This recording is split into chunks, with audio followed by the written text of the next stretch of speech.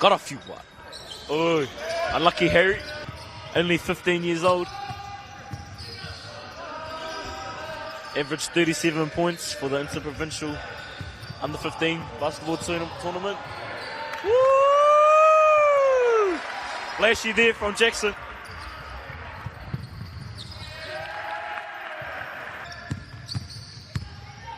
Oh, who's on him? 3, count it. Woo! And one! Whakarapa past it. Oh, pai tēnā maka there. Whakarapa there from Manawa. All good, all good.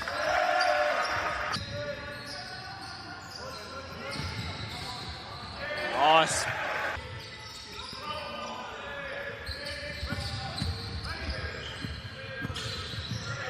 Oh, pai tēnā kuru.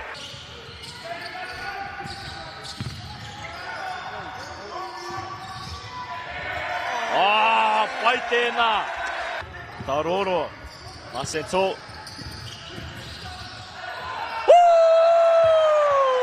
And one!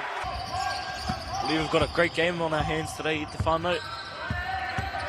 Rotorua. Oh, pai tēnā. Great steal there. Oh, rejection there.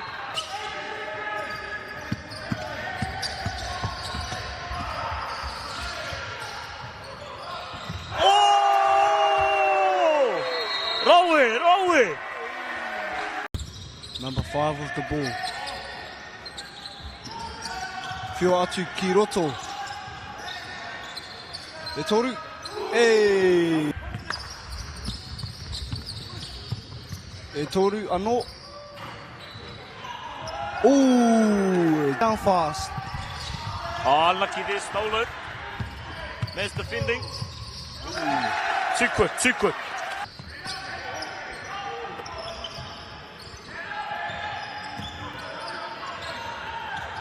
Oh, tino rawi.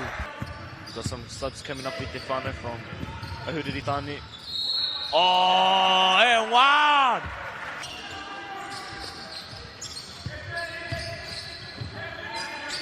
Going to Charlie Anderson again. Oh, Charles, sorry. Karapa there, unlucky. Te haere mai. Corner 3, count it.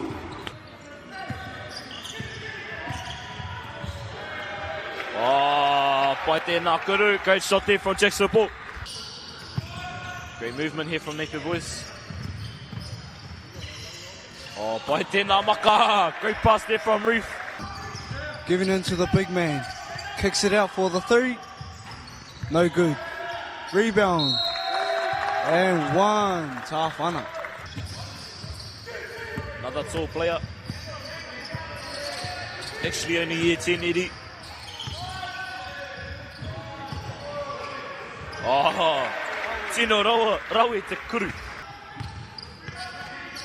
Resetting from the top. Hits the wing for the 3. Count it. Crossover there. Nice pass. Oh, whakarapa there. Unlucky. Reef taking the ball up.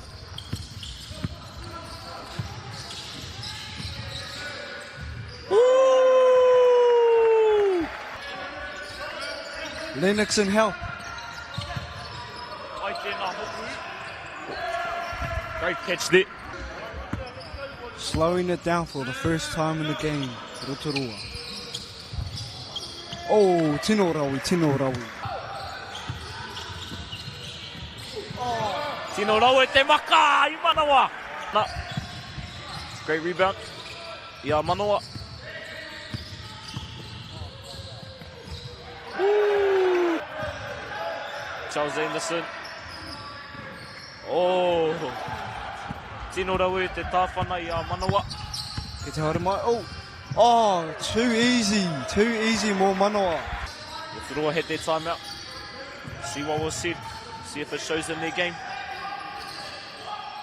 Tino rau e te kuru. Pressure D. Oh, and he takes it and loses it. Rotorua, fast break. Deep free. Oh, counter. Good. Oh, counter. Oh, good steal. Billy, fast break, 2-on-1.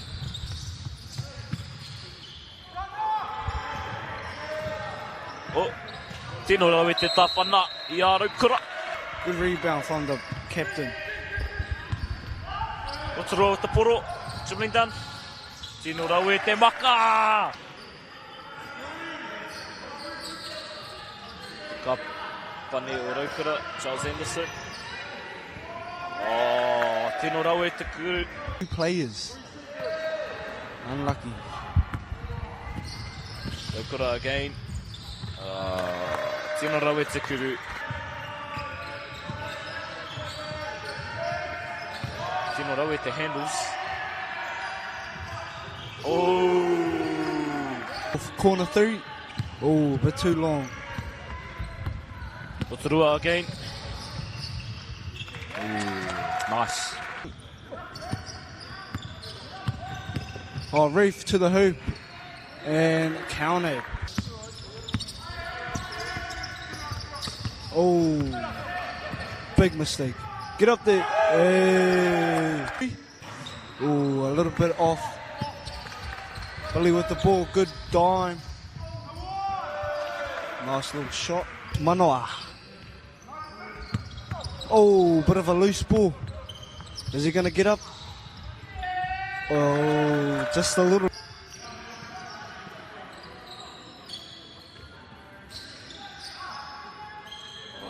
Tino rau e te kuru. Maldi's under 11s. Oh. Ooh, there was a tough pass. Could have got stolen, but. Oh, good little lane for Reef.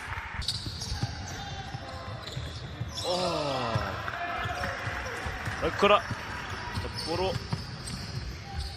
Open free. Oh, tino rau e te kuru.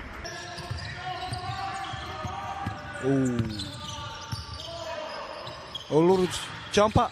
Oh, counter. Nice, man. Nice. Great defense from Manawa. Oh. Just a quick reminder, whānau, this game is for first and second for Super 8 basketball. Lennox in the corner. Gives it back to Jackson Ball for a deep free. Counter. Jackson. Oh, Rotorua apply of their own.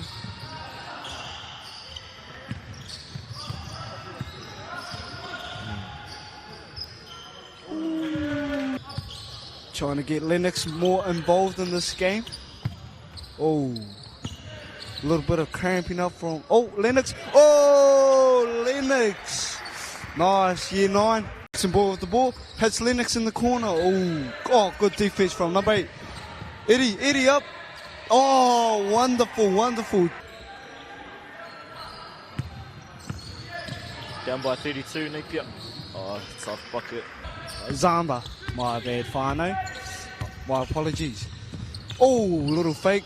And a little mid-shot jumper. Counter. 4 points for Lennox, the year 9. Nice defense there from Eddie. Lennox taking the ball up. Oh, unlucky there. Is he going to get up? No. Good little right-hand layup. Step back, and he shoots it. Does not count. Rotorua takes first place, and Ahuriri takes second. Good game between these two schools.